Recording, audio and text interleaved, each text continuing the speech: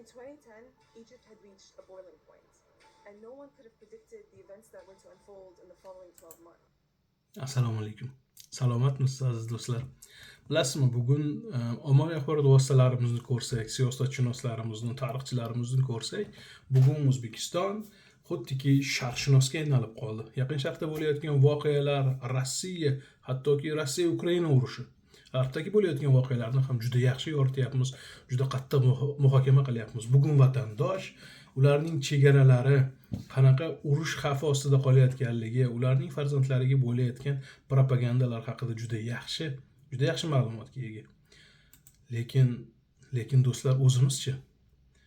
Biz o'sha eslaydigan arab bahorlarini barchasi yoshlarga qaratilgan propagandalarning bir bo'lagi emasmidi?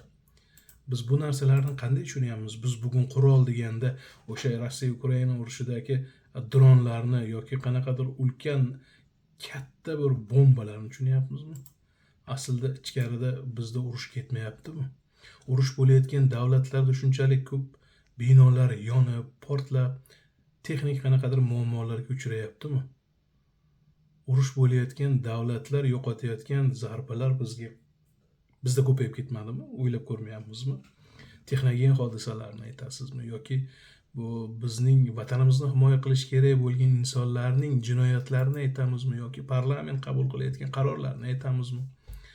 Men nima demoqchiman? Hech kimni bu narsa bilan ayblamoqchi emasman. Sizning e'tiboringizga ko'rsatayotgan narsalarimizning barchasi bu ommaviy axborot vositalarida chiqqan, tasdiqlangan ma'lumotlar va yana biz ko'rsata olmagan qanchalari bor. Men aytmoqchi bo'layotganligim, Yaqin Sharq, Amerika, Ukraina, Kanada, Ukraina, Rossiya muammolari haqida juda ham ko'p gapiryapmiz. Juda ham. O'zimizchi? Biz ichkarida mana shu urush bo'layotgan Falastindan ko'ra muammolarimiz, o'layotgan bolalarimiz kamroqmi? Bolalarimizning o'limiga sabab bo'layotgan voqealar urushsiz ham yetarli ekanligini unutib qo'ymayapmizmi? Texnogen hodisalarni kelib chiqishiga sabab bo'layotgan amaldorlarimizni poraxo'rlik bilan qo'lga tushib, davlat xavfsizlik xizmati tomonidan qo'lga olinib, yana qaytadan mas'ul lavozimga qaytib kelayotgan hokimlarimizni unutib qo'ymayapmizmi? Bu gapirayotgan gaplarimizni kimdir fitna chiqarish deb o'ylaydi. Bu gapirayotgan gaplarimizni yana kimdir nimadir deb nafrat bilan ko'rish mumkin. Lekin bizning davlatimizning rivojlanishi o'zimizni tahrir qilish bilan, o'zimizni tanqid qilish bilan bo'ladi nazarimda.